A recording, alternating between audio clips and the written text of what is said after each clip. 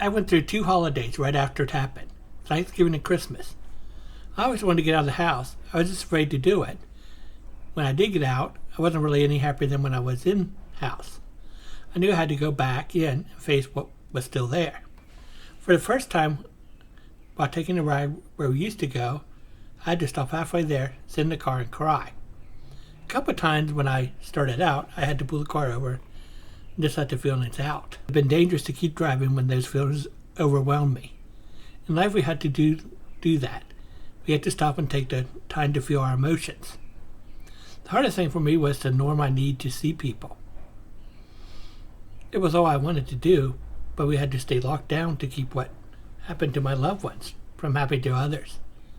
It was awfully lonely, but we had to do it. I did a lot of praying.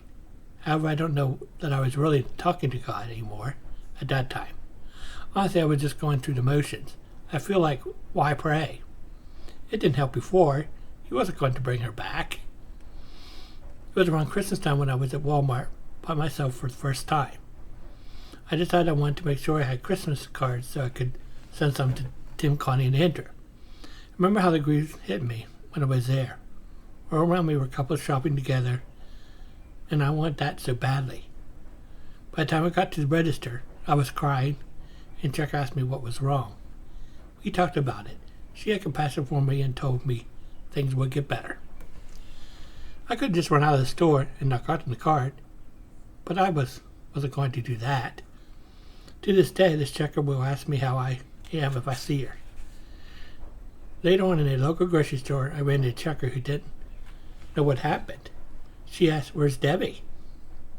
She's always remembered us coming in as a couple, and she and my wife would talk. I remember not being able to say much. I just had to go. Then I ran to her at Walmart, and she helped me take my groceries out to the car. It was hard to tell people. I happened to run into one of the nurses at Target when I was really going through the grief, and that was hard. When you see these people who are there, it really comes back and hits you like a wave. I told her how much I missed her being able to shop with Debbie, and she said, "I know that." A lot of workers there loved her too. She had that sense of humor, and they loved that. Not all the patients in there appreciate what the staff do sometimes. It's important to remember to be patient with the nurses too. I wrote a thank you note to the nursing home. I was able to write down my thoughts about how they had helped her, what they did for her. It helped me to send that. By this time, COVID-19 was starting to get really bad.